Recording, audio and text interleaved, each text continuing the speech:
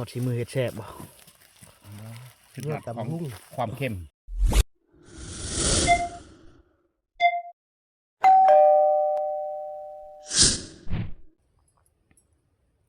เอาทักทายสบายดีตัวนังแรง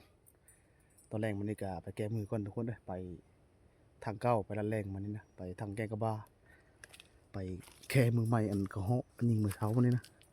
แล้วก็ไปหาเสื้อกระลับพร้อมอ้อก่อนหัวหน้าดอนมันนี่หัวหน้าดอนพ้นยังมีบอนอยู่แต่ว่าผ่านไปซี่พ้นไปก่อนเลยแต่เว้นนี่ไปหาห้างกระลับแถวพุ่นแหละแถวทางแกงน้ำเต้าผ่านไปซี่ไปนะอันนี้ไปทางแกงกระบาคือเก่ามันนี่นะไปห้างกระลับคือกันนี่ก็กระลับปั่นเดี๋ยวก็ผ่านไปซี่พูดละพูดเลยชี้ไปด่างล่มเลยตอนแรงมันนี่นะล่มอุกไปอุกมาอยู่ตอนนี้ก็สักความผักแกงกระบามาผ่านี่นะเอาหาเสื้อกระลับพร้อมกระลับ12 ด่างกระลับเมื่อนี่พูดแล้วยังไปนั่งเพิกกันกระหอกกินมากระบกอยู่พูดนะอยู่ทางแคมป์มันซาดเสื้อกระลับก่อนแวะเสื้อกระลับแถวนี้ก่อน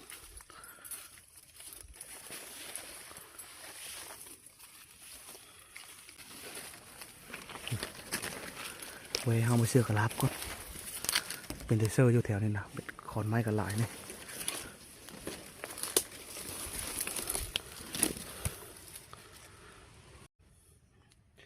สักเสื้อได้ดังหนึ่งกระลับนะเสื้อพื้นขอนใหญ่นี่ตอนนี้ก็สักเสื้อกระลับได้2 ด่าง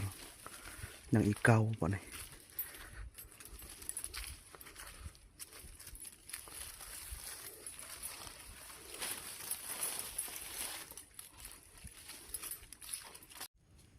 นี่ด่างนี่เป็นด่างที่3 ด่างนี่นะ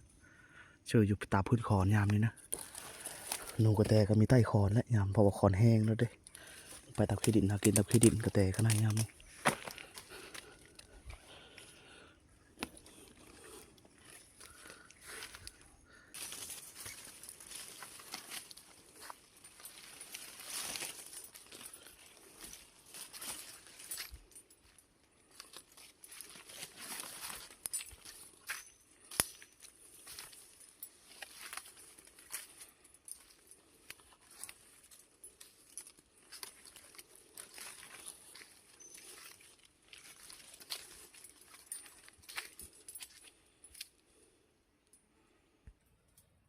เสือรับนี้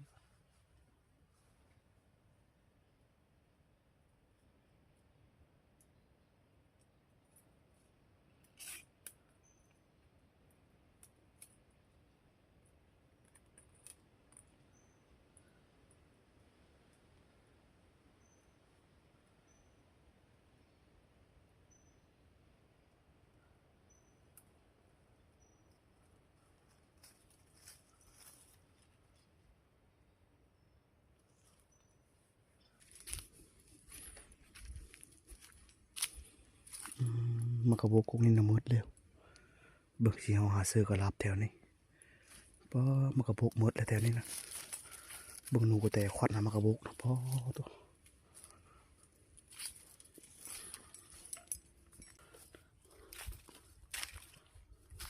เบิ่งหนูกระแตกินแถวนี้นะ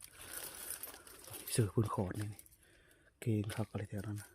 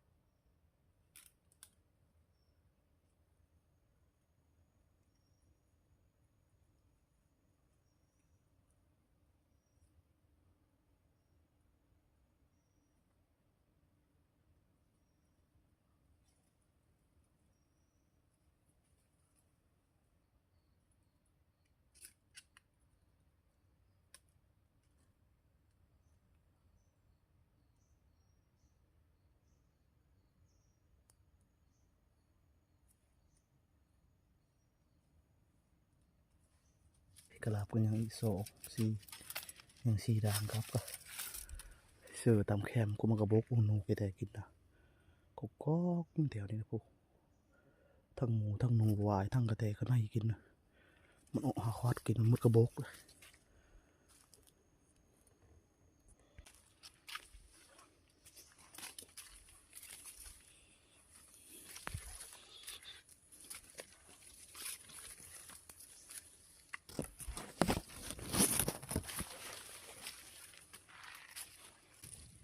ดิถือว่ามืดกระลับนะ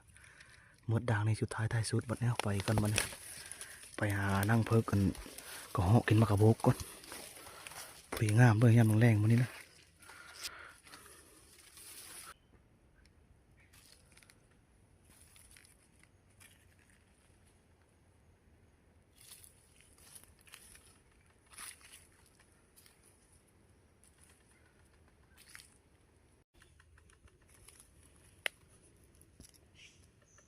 ก็เหาะกินแล้วก็เหาะได้กินเลยนะ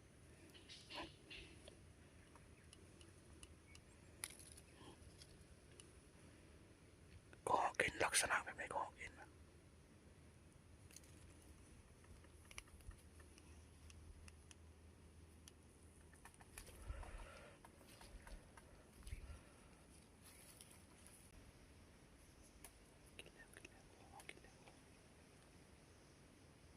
จอมนี่ก็เหาะก่อน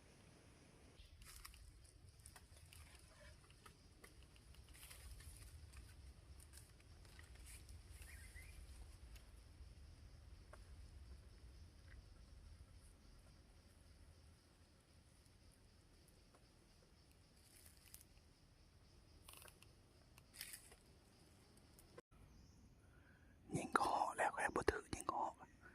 อันนี้มันอยู่หันนะบ่ถือซ้ำยิงก็แล่นก็ถึงบ่เลยโอ้ยเสียดายเลยก็เหาะบ่ไงเบิ่งนั่งเพิกเบิ่งก่อนหน่อยหนึง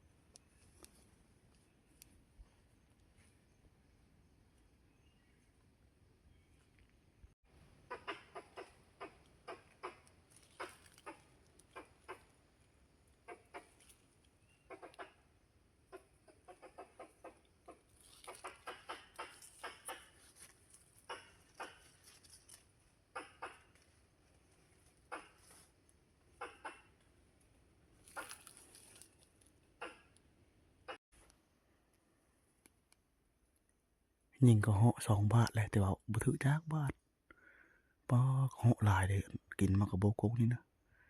บ่สั่งยิง2 บาทก็บ่ได้จักโตบ่ถือโอ้ยก่อนเอานั่งเพิกอีกก่อนสิไปนั่งเพิกอยู่หันอีกเบิ่งอีกจักประมาณจักชั่วโมงนึงอยู่นี่นะนั่งเพิกก็เหาะนี่แหละอย่าเว้าดังก็ยังก็เหาะได้ยินค่อยๆเว้าในเสียงกันนี่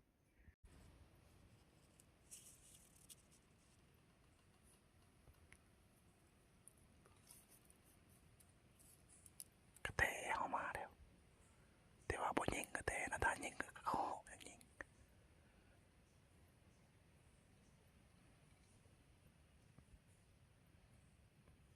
เฮาไปเจาะมัน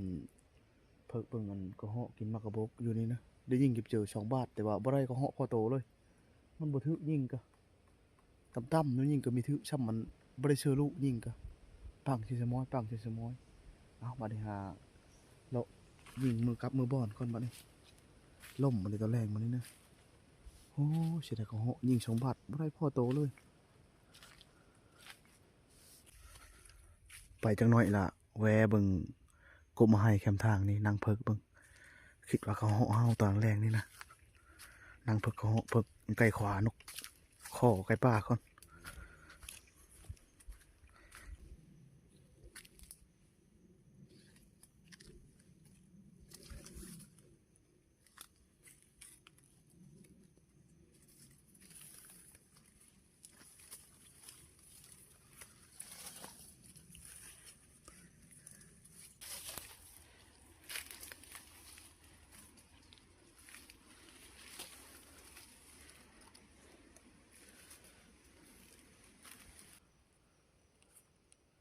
ก็มาให้นะแต่ว่าบ่เห็นเขาเหาะก็เหาะยังบ่เฮาบ่ได้เลยแต่ว่ามาให้นะชักเริ่มสุกยังบ่ทันได้ล่นอยู่นี่แถวพื้นนี่ก็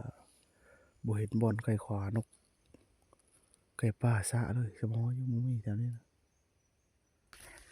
ขับบอนก่อนมานี่ขับบอนไปหาหนึ่งข้าวหนึ่งน้ำทาเขาฮอนดอนก็ผ่านไปซิวก่อนป้าตาป่าจนเมยไปนั่งเพื่อกระเหาะก็ได้ยิงกระเหาะก็แต่ว่าบ่ได้กระเหาะพ่อโตเสียดายกระเหาะก็ได้ทับ2 บาทครับ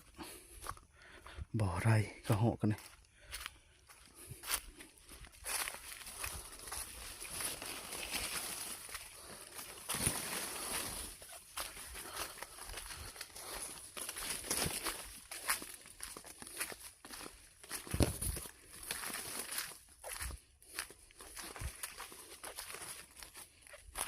ผ่านไปซิวก็ท่านได้มาเขาหน้าเพิ่นยังบ่ทันได้มาอยู่หอดบอลจุดฝุ่นจุดไฟก็ปีงป่าที่กับตำมะฮุ่งมาเลยนะเข้ากับบ่ได้นึ่งดอกเข้าเย็นกันยังหลายอยู่เดี๋ยวเด้ตามมาชิวเพิ่นมาละมานบ่ป้าทงเบ่งอะไรนี่เถอะ บ่มา บ่มานรู้ทงเบ่งก็แล้วจ้ะ แต่ก็หอกแล้วนะ ดูดิชิ ก็เหาะอะไรนะ นายย่างซาบะซิล วิได้ไปเลยนะ โอ้ยห้ามด่างแหละ โอ้หัวหน้าเพิ่นคาหมูโทษนี่ล่ะมื้อนี้ คนมันมาน บ้านมะฮุ่งนี่นะ โย่ เกิด บไดิพลาดเอาไปน่ะได้แนวกินโลได้ ค่อยไปเอาแล้วก็ได้ บ่ได้นึงแล้วเนาะ สาวชื่อสาว ตับมันนี่มีแต่ตำใส่กระซ้ำเท่านั้นแหละ ปีกปากก่อนเธอหัวหน้าเพิ่นตำมะฮุ่งเพิ่นตำมะฮุ่งสุกินแซ่บได้หัวหน้าตำมะฮุ่งล่ะ เดี๋ยวแสบตัวใด แซ่บตลอดเนาะ แสบแล้วเอาใส่ตาให้มันแสบ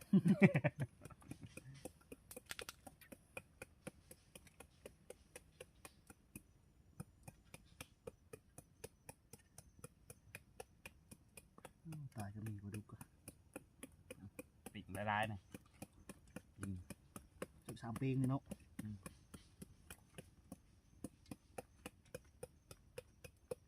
โอ้ถ้ามันคอยเขาไปบ่ฮู้จักว่าไก่ควายย้อนบัดมันเห็นเฮาพี่มันถ่วงแบบจิกจิกจิกจิกมันไปแล้ว เป็นหมู่บ่2 ตัวตัวนึง สองโต เออ ไก่ควาย2 โต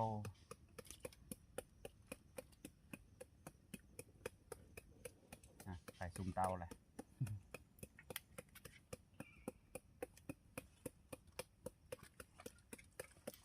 ต้องมาซะนี่ พอ เนาะ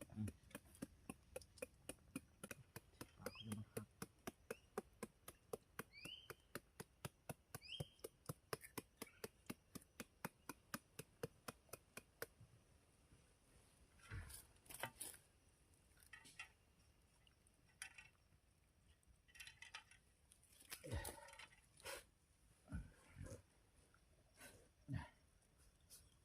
กินหมดบนท้องลายได้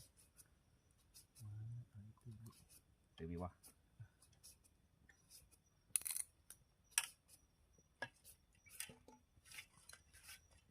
ตำใส่กระซ้ำข้ากระซ้ำได้แบบนี้ลายดิหรือแต่มูบนโลกกับเฮ้ยอีกไปไปเรื่อยๆนะ ที่นั้นได้หมูคอยไปเชื่อผู้ขึ้นกันตอนท่านเชื่อแห้งโอ้ยหมูมันบ่เว้าปัดแห้งไปห้างใช่ล่ะจักไปเท่านั้นวัดเรียนห้อยมันลูกโหย มากินหมดบ่พันสั่งจะรอเลย พอได้ถึง พอวะอันนี้ก็ตั้มมือเจ้าก็ได้อยุ่ พ่อก็ใช้ตื้อ ซื้อมีปะ คือกระซ้ำตำหง3 คนกิน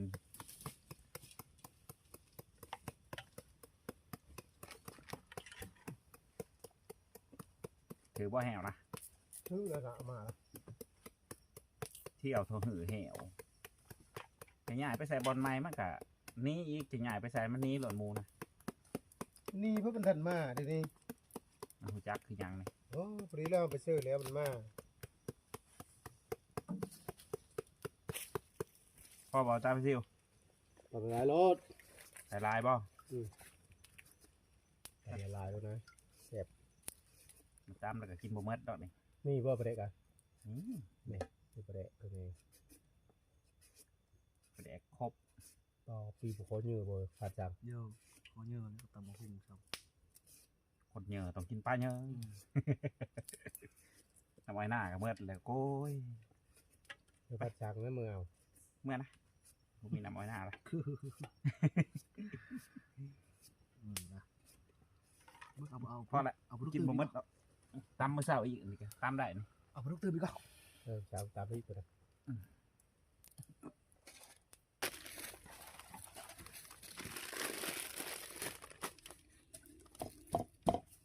าดูได้ที่ดู คนมันดู ทางสั่ง คนมัน คนบวกกันโดนหมดน้ำหนักคนละ80ก็เลยดังนะ 50ก่อน ก็ ข่อย42น้ำหนักข่อย สำค่อย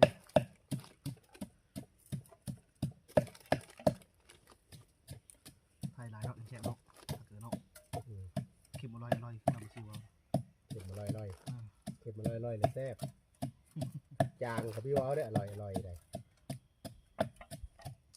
มันน่าวนะมะกอกนี่ครับ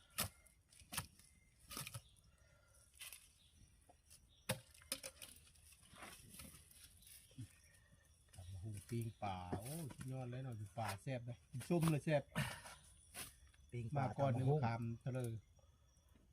3 พักเป็นญาติเดียวกิน มันก็หมดอันนี้แหละโอ้หอมมะนาวเลย มาเขาบ่ขาดได้ของกินเลย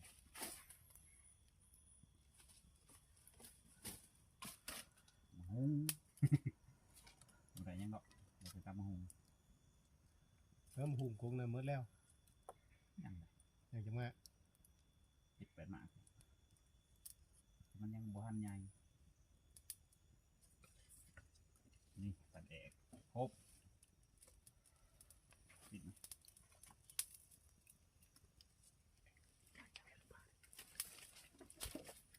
เอาไม้คัดมือนะเอาเชียว ไม่คัดเริ่มไม่คัด ไม้เราก็ได้ทำเอง แต่มันคัดเนาะ เอามาคัดได้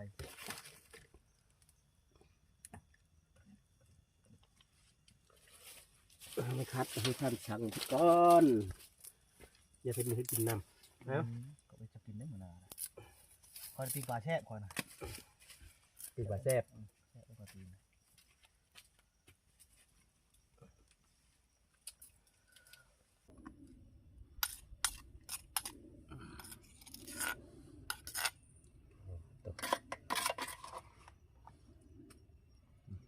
เสียดายหยอกเอาโอ้คือตักบ่ได้วะ ป่าทำปีกับตำหุ่งน้ำท้ายเคิร์ฟเลย นุ่งชิ้นนุ่งเชื้อใหม่แล้วนุ่ง เลี้ยงต ทำโลดา ำพอดีหมดก่อนถึงปิ้งปลาทันสุก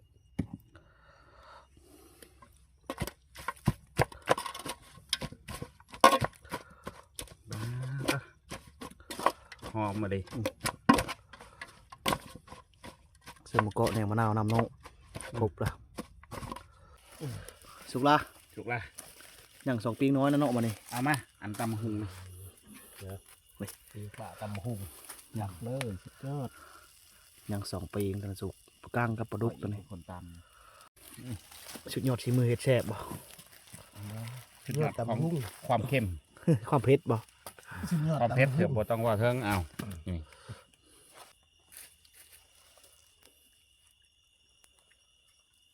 ทานสั่งปิ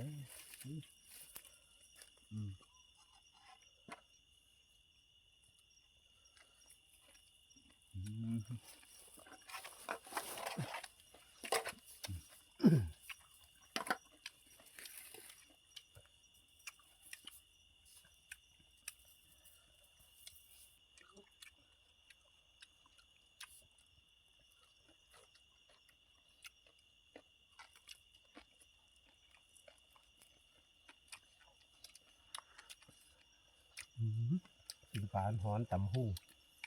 ทั้งเนาะ โอ้ไม่ไข่ไม่ไข่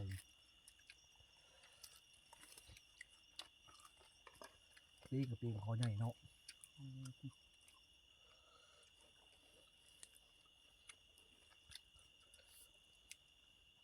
มาป่าไปกินของแซ่บแน่นี่แหละของเขาได้หมูได้ยังกินแบบโบราณได้เขาละ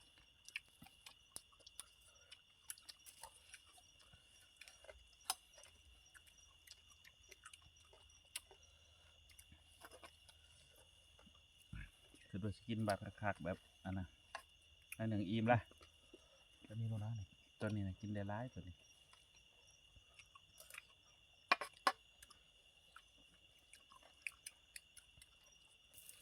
อันได้เบิ่งคือเผ็ดกระดอนนี่ เผ็ด เผ็ดกับเผ็ดแสบไร เผ็ดแซ่บ ปิ่งปลากั่งมันปิ่งปลาคอมันละ กั้งไว้จำคอนี่เกินบัดก็ ปีที่สองมาเนาะเสื้อปีกระดูกเป็นซุกยังว้าตกเผ็ดเลยจ้ะ เผ็ดแซ่บ เผ็ดคักหรอกหนูคักเลย กินข้าวกินน้ำเรียบร้อยบัดนี้เลยพามาชี้ประการบ่เฮานะ ก่อนเลย ฟังกันบ่ ทำก่อนหาหลักยาเจ้ ไปรัดแรงมันนี่ก็ซับเสื้อกระเหาะ2 บาทก็บ่ได้พ่อโตมาหัวหน้าเพิ่นข้าวหมูโทนท่าตัวหึ่งมื้อนี้นะกินตำบักหุ่งกับปิ้งปลาพักผ่อนก่อนจังน้อยละพากันไปกันหนูกับพันไปซิว